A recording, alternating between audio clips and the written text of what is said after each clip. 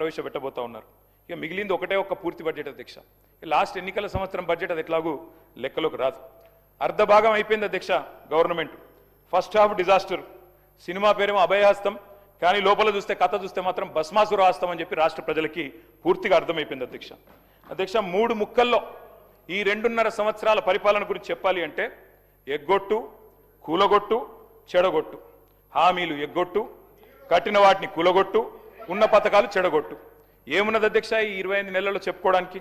బాకీలు, బకాయిలు, డైవర్షన్లు, కమిషన్లు, బుల్డోజర్ల చప్పుళ్ళు, బూతుల మూతలు, ఆల్ టైం రికార్డు అప్పులు, క్యూ లైన్లలో చెప్పులు, 420 హామీల ఎగనామాలు, 3.5 కోట్ల మందికి పంగనామాలు, నోటిఫికేషన్లు నిల్లు, లూటిఫికేషన్లు ఫుల్లు, చెక్ డ్యాముల పేల్చివేత, అడుగడుగున అణిచివేత, క్రెడిట్ శౌర్యం, భూముల బేరం, స్కాముల కలకల, స్కీముల వెలవెల, రైతన్నలకు బేడీలు, నిరుద్యోగులపై లాఠీలు, ఫిరాయింపుల కంపు, బస్సు ఛార్జీల వాయింపు, ఫుడ్ పాయిజన్ చావులు, ఫుట్బాల్ సరదాలు, గల్లీల్లో చెత్తకుప్పలు, ఢిల్లీలో విమానయాత్రలు, మాటలు దడేల్, చేతలు తుపేల్, దరఖాస్తులు, దండాలు, దఫ్తర్లు.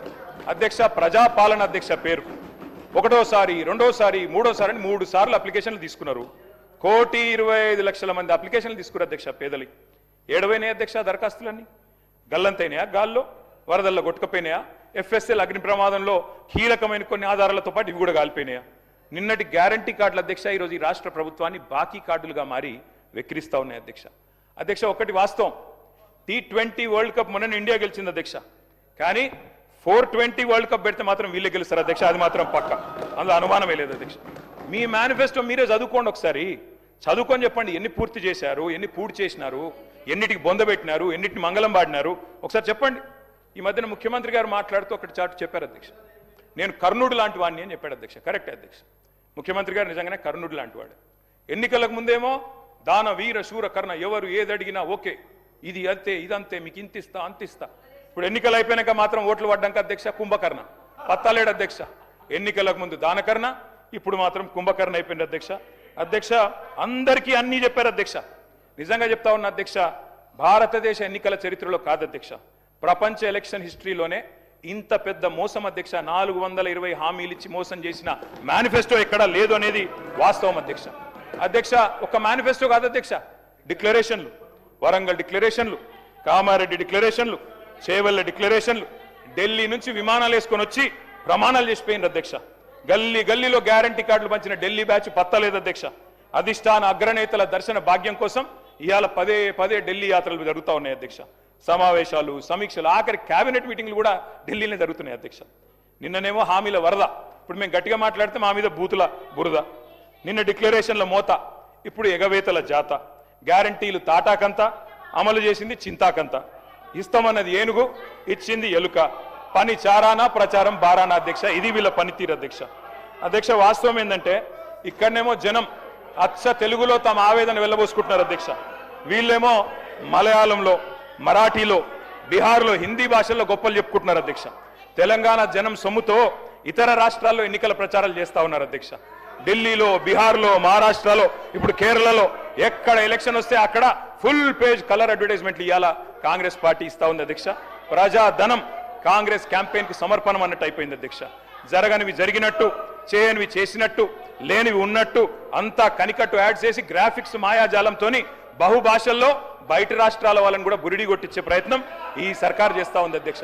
ఈ సర్కార్ గొప్పతనం ఏంటంటే అధ్యక్ష, పీసీ సర్కారు మాయాజాలాన్ని కూడా ఈ సర్కారు మరిపించింది అధ్యక్ష. అధ్యక్ష ఇంకా విచిత్రం అధ్యక్ష, అసలే అటర్ఫ్లాప్ సినిమా, దానికట సంబురాలు అధ్యక్ష. 2వ ఈద్ సంబురం, 3వ ఈడ్తో సంబురం. అటర్ఫ్లాప్ సినిమాకి 100వ దినోత్సవం చేస్తారా అధ్యక్ష ఎవరన్నా? అధ్యక్ష తెలంగాణ అవతరించాక అధ్యక్ష స్వయం పాలన చేసుకున్నాం. సార్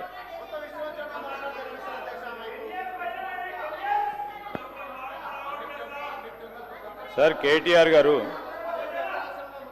గవర్నర్ గారి ప్రసంగంపై మోషన్ ఆఫ్ థ్యాంక్స్లో అంతా కూడా పూర్తి స్థాయిలో చదువుకొని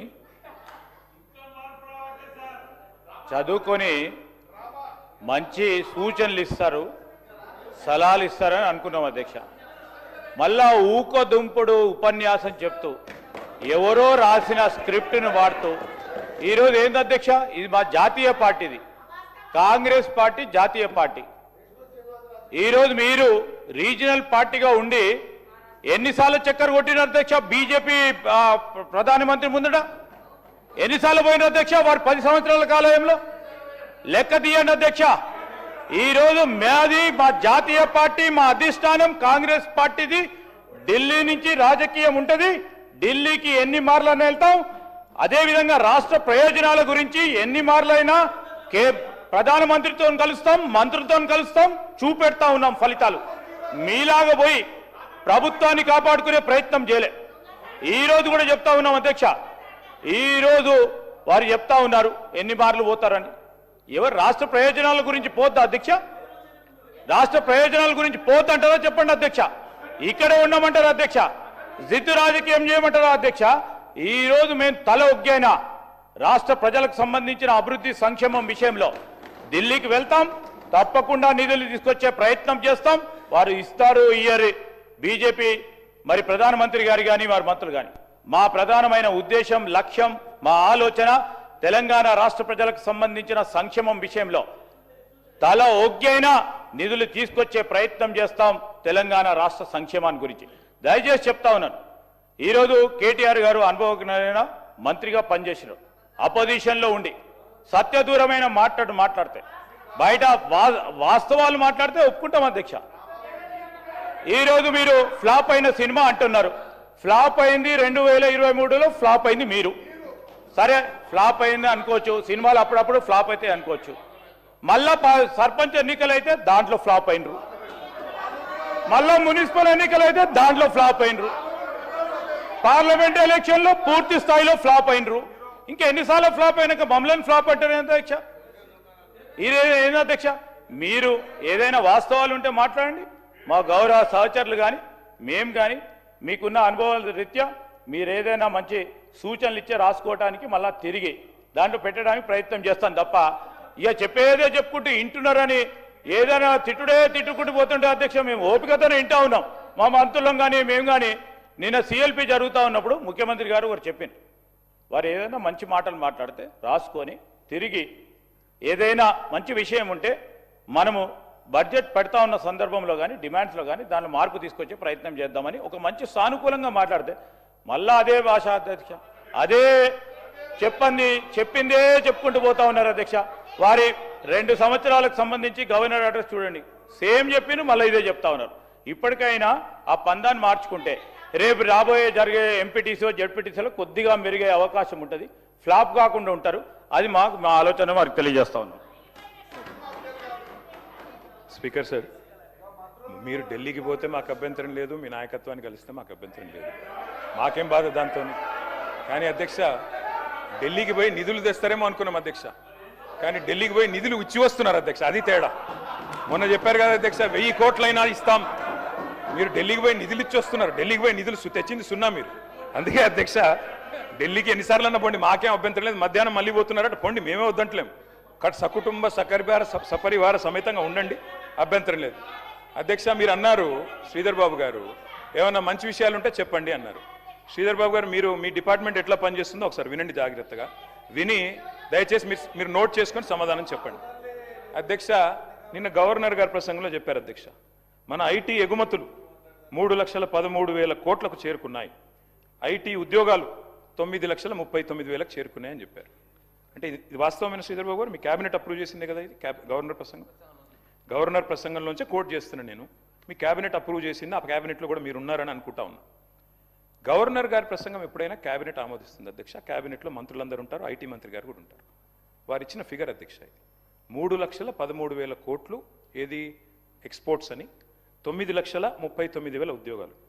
దీని అర్థం ఏంటంటే శ్రీధర్ బాబు గారు 2023-24 ఇది కూడా మీ రిపోర్టే, నాది కాదు, మీ పేపర్ స్టేట్మెంట్ కూడా ఉంది, కావాలంటే చదివి వినిపిస్తా. ఇది మీదే శ్రీధర్ బాబు ఐటీ మినిస్టర్. 2023-24లో ఈ రాష్ట్రంలో ఐటీ ఉద్యోగాల సంఖ్య 9,46,000. మరి నిన్న మీరు చెప్పిన లెక్క ప్రకారం 9,39,000. అంటే మీ ప్రభుత్వం వచ్చిన తర్వాత 7,000 ఉద్యోగాలు తగ్గాయని నిన్న మీరు గవర్నర్ గారి ప్రసంగంలో చెప్పారు. ఇది వాస్తవమా కాదా? ఒకటి.